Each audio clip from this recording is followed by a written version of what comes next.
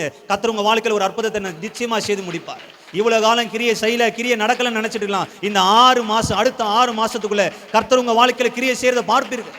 அந்நிய கண்கள் அல்ல, உங்க சொந்த கண்கள் காணும்படி கர்த்தர் கிரியை செய்வார்.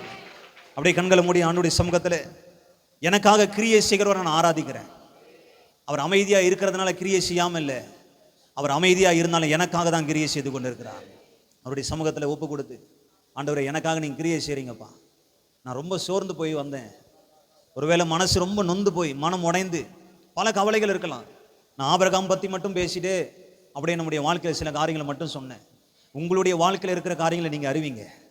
நிறைய கவலைகள் இருக்கலாம். கர்த்தர் செய்யலை, இன்னும் ரொம்ப நாளாக வெயிட் பண்ணுறேன், ரொம்ப வருஷமாக வெயிட் பண்ணுறேன், எதிர்பார்த்துக்கிட்டே இருக்கேன் கர்த்தர் செய்வார் செய்வார்னு சொல்லி இது வரைக்கும் நடக்கலைன்னு நினச்சிட்டு இருந்தா, கர்த்தருடைய வார்த்தை தான் உங்களுக்காக அவர் கிரியை செஞ்சுட்டு இருக்காரு. ஆபிரகாமுக்காக எப்படி வேலை செஞ்சுட்டு கிரியை செஞ்சுட்டே இருந்தாரோ அதை போல உங்களுக்காக கிரியை செய்து கொண்டிருக்கிறார். உங்கள் எல்லையை அவர் பிளான் பண்ணிட்டு இருக்காரு. ஒரு திட்டம் போட்டிருக்காரு உங்களை குறித்து, ஒரு திட்டம், பெரிய திட்டம். நீங்கள் சுற்றி திரிகிற இந்த காரியத்தெல்லாம் நீங்கள் இதெல்லாம் செய்யணும்னு நினச்சி ஆசைப்பட்டு இப்படி சுற்றி சுற்றி சுற்றி வேடிக்கை பார்த்து வந்தீங்களோ, இந்த தேசத்தை உங்களுக்கும் பின்வர சந்ததிக்கு சொந்தமாக சுதந்திரமாக தருவேன் என்று சொல்லி ஆபிரகாமுக்கு வாக்குரைத்தவர் இந்த கால வேளை உங்களுக்கும் வாக்குரைக்கிறார். இதை கேட்டுக்கொண்டிருக்கிற யாவருக்கும் அவர் உங்களுக்காக கிரியை செய்து கொண்டிருக்கிறார். சில மனிதர்கள் உங்களை விட்டு பிரித்து எடுக்கிறது, சில சூழ்நிலைகளை உங்களை விட்டு பிரித்து வெளியே கொண்டு வருகிறது, சில இடங்களை விட்டு உங்களை பிரித்து வெளியே கொண்டு வருகிறது, சில நபர்களை, சில நண்பர்களை, சில நம்பிக்கைத்தக்க ஆட்களை விட்டு கர்த்தர் உங்களை பிரித்து எடுக்கிற காரணம் என்னன்னா, கர்த்தர் உங்களை ஆசீர்வதிக்கும்படி உங்களை அழைத்திருக்கிறார். அவர் உங்களுக்காக கிரியை செய்து கொண்டிருக்கிறார்.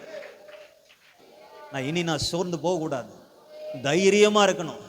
எனக்காக யாவையும் செய்து முடிக்கிற உன்னதமான தேவனை நோக்கி கூப்பிடுவேன் என்று சொல்லி சங்கீதக்காரன் சொன்னது போல, எனக்காக யாவையும் செய்து முடிப்பீர், தேவரி சகலத்தையும் செய்ய வல்லவர், நீர் செய்ய நினைக்கிறது என் வாழ்க்கையில தடைபடாது என்று சொல்லி முழு நிச்சயமாய் நம்பிங்க வந்து போறோம். கர்த்தர் கிரியை செய்வீராக. எனக்காக கிரியை செஞ்சுட்டு இருக்காரு.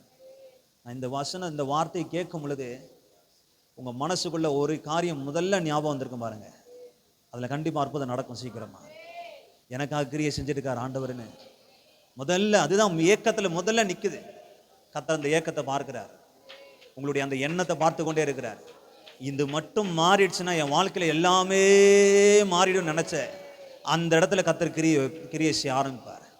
அந்த இடத்துல கர்த்தர் கிரியை இன்னைக்கு ஆசீர்வதிப்பேன்னு உங்களை பார்த்து சொன்னவர், இதுக்கு முன்னாடி நிறைய ஆசீர்வாதங்களை வாக்குத்தத்தங்களை உங்களுக்கு கொடுத்திருப்பாரு.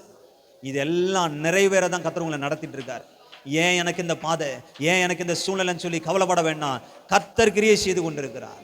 அவர் அமைதியா இருக்காருனால கவலைப்படாதீங்க. எனக்கு ஒன்றும் நடக்கலை, என்னை சுற்றி இருக்க சூழ்நிலைகள் மாறலை,